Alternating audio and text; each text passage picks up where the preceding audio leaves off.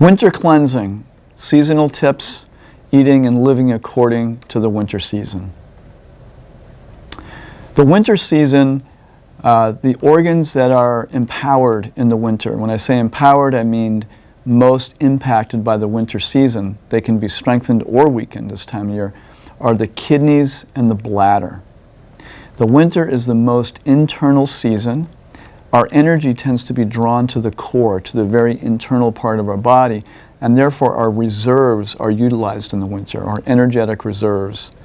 It's, like I said, related to the kidneys and bladder and the adrenals, which is our source of energy. It's related to the emotion fear, will, and courage. And the connection, every element, every season emphasizes a type of connection. And the connection of winter is formless essence. The winter is also related to the sexual organs, sexual vitality. And in Chinese medicine, in Ayurveda, we're looking at the dosha vata. So the vata dosha tends to be most aggravated in the winter.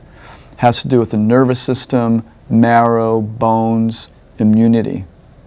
So in the winter, we also like to focus on mood, energy conservation, immunity, and sleep issues.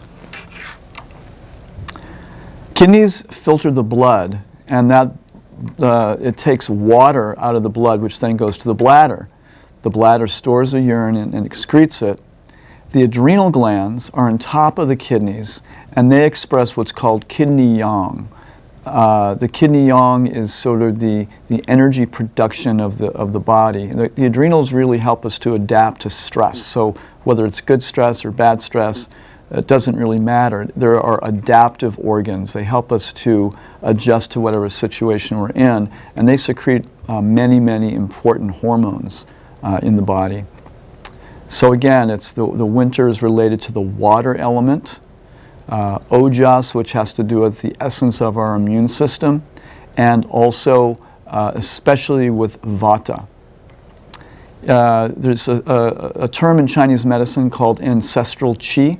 Ancestral qi is the energy that we are born with. It's basically the source energy that we're born with, and we can't change the ancestral qi. So that ancestral qi comes from our parents. Whatever the state of mind and the energy level of our mother and father at the time of conception, that ancestral qi gets passed on to us. So the winter season tends to tap into that energy, especially if our reserves are low. It really taps very deeply into our source energy. The emotion, again, is fear, courage, and power. The water element is all about the formless, and Chinese describe fear as being in the presence of the unknown. So the winter season, people tend to be a little bit more fearful. They tend to, anxiety levels seem to increase quite a bit. So it's really a great time to nourish the adrenals and the kidneys with very nourishing foods and herbs, and really do things like practice meditation and breathing techniques and really stabilize the nervous system. The kidneys are an organ, and in Chinese medicine it's described as the organ that empowers skill and agility in life. And that can mean as an athlete, skill and agility, or just how skillful we are at dealing with the challenges of life. And fear is an emotion that depletes the kidneys and the adrenals. So it really depletes that very deep source of energy where our power comes from. So fear is very draining ultimately. And again, there's a tendency in the winter for us to be more challenged in that area.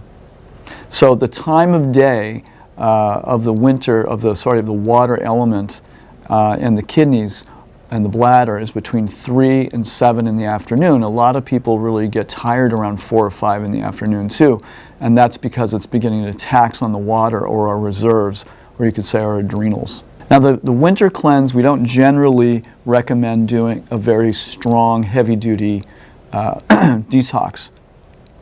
But it is important to nourish ourselves, because a lot of times, we have we have Thanksgiving, or even Halloween, Thanksgiving, and Christmas and New Year, and there's a lot of stress before all that, whether it's family stress or just spending too much money or whatever it is. By the time mid-January comes around, a lot of people have been through a lot, and they've used up a lot of their reserves. So adrenal support, really eating foods that are very nourishing and beginning to really eliminate toxins in our diet. Sometimes we just do a cleanse to recover from all the alcohol and sugar and things like that that have really burdened the body a lot, which also means that the immune system is significantly weaker because of that. So it's really important to support the kidneys and the adrenals with adaptogenic herbs that support those glands, whole food vitamin C, which supports the adrenals. Medicinal mushrooms are wonderful. A wonderful herb that supports the mood is called saffron. St. John's wort is very nice, and you can support sleep issues in the winter with GABA. That's a wonderful nutrient. 5-HTP, which is also a wonderful nutrient that helps a lot with mood and also for people that wake up in the middle of the night. And the classic Ayurvedic herb is ashwagandha. Great for the adrenals and the kidneys and also for sleep. So less blood in the skin means circulation will go to the core. As the stomach gains access to more blood and clamors for food, the appetite and digestion in the winter eventually increase, and we build a little body fat to insulate the skin. So warm, heavy, oily foods are the best in the winter. If we're going to do oily or heavy foods, the winter is the time to do it.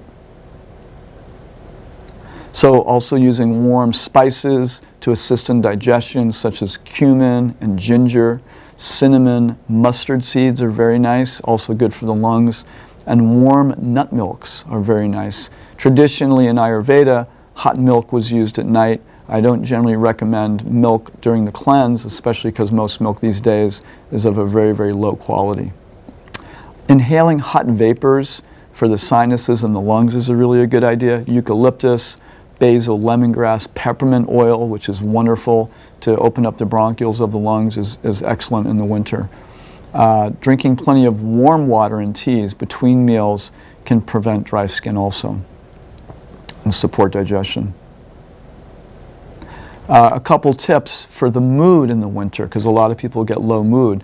Not much light, less vitamin D, the mood will decrease. Lavender is a super powerful essential oil. Putting it on your forehead, right around the third eye, on the chest, on your wrists, behind the ears. Doing that a few times a day, it's amazing how that can just lift your mood enough to make the winter much less troublesome in terms of mood. Gargling with salt water to prevent throat infections and colds is a really good idea in the winter.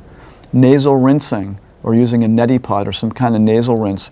In the winter, we tend to get colds and flus not just because it's cold, but because we're indoors a lot and our sinus passages get very dry and we're breathing recirculated air quite a bit, so the quality of the air is not so good. It's really a good idea to rinse the nasal passages, and then you can even put a little sesame oil in the nose, and that protects the nasal passages from viruses and bacteria that might get in through there. Epsom salt or ginger baths are awesome in the winter, and if you have anything like a sauna accessible, or my favorite device, the Amethyst Biomat, is a really wonderful thing to use in the winter. It warms you up in a very deep level. So winter tips: slow down, give yourself time to engage in mindful exercises and practices such as yoga, meditation, chanting, whatever your practice is, pranayama. Like I said, winter increases the emotion of fear, so do whatever you need to do to manage that, to help yourself in that way. Meditate deeply, be present, really practice the art of presence and listening. Listening to very peaceful, relaxing music is very good because the ears are associated with the water element, and listening really well to a sound or music that you love is very powerful and healing, especially in the winter. Exercise is very important this time of year. You want to keep the blood circulation going. Just exercising enough to break a little sweat in the brow and the armpits is enough. You don't have to drench yourself in the winter. In fact, in the winter, it's probably not the best idea to go crazy with too hard exercise, but definitely stimulating the lymphatic glands is very important. So in dry brushing, is a great thing in the winter too, because what that does, it gets some of the blood that's gone internal and brings it to the surface and helps to get the circulation going in the skin, and also helps with detoxification and circulation. So the digestive fire finally will get stronger in the winter eventually, but we need to eat nourishing and satisfying foods. Spring's a great time to really lighten up on the food, but winter you're building. Nutrient-dense foods are very important, herbs and spices. Bananas, avocados, beets, winter squash, nuts, oils, ghee, coconut oil, things like that are excellent in the winter. Like I said, dairy traditionally is used quite a bit in Ayurveda, but it was raw back then. It was right off the cow. The cows were happy, they were clean, they were eating good grass and things like that. So I don't generally recommend dairy anymore these days, but traditionally it was actually a really good food. But you could use hot nut milks, ginger milk, pecan, walnuts, with little ginger, cardamom, turmeric, black pepper, and a little bit of raw honey or stevia. Makes for extremely nourishing, tasty treat and helps with sleep. You should eat your heaviest meals at midday. Sweet, sour, salty foods are better.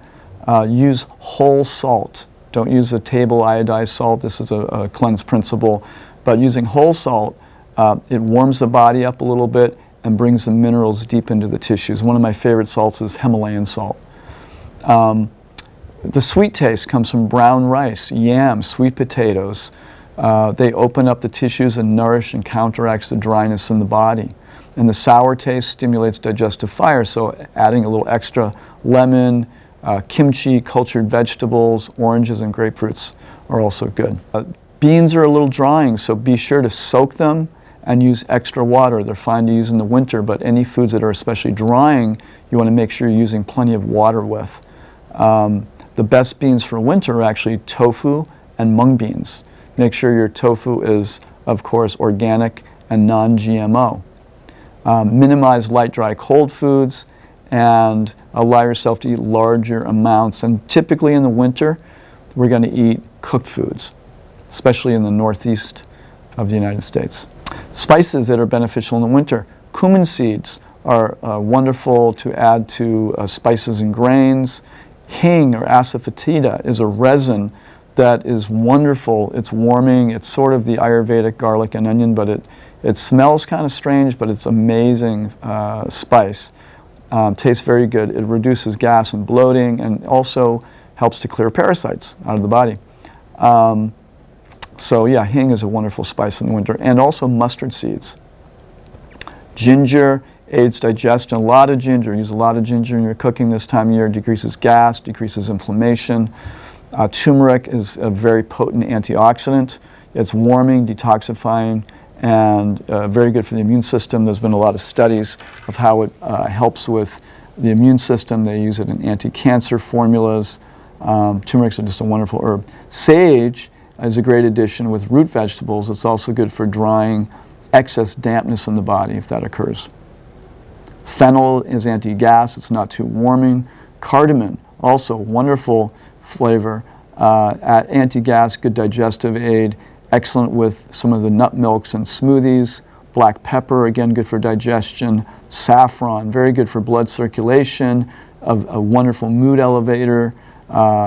It's great in both savory and sweet dishes. So a lot of these spices are all very medicinal. So in the winter, we're really looking at spices and foods. Spices they're going to support digestion, and foods that are going to really nourish us at a deep level. And avoiding sugar. Okay, thank you.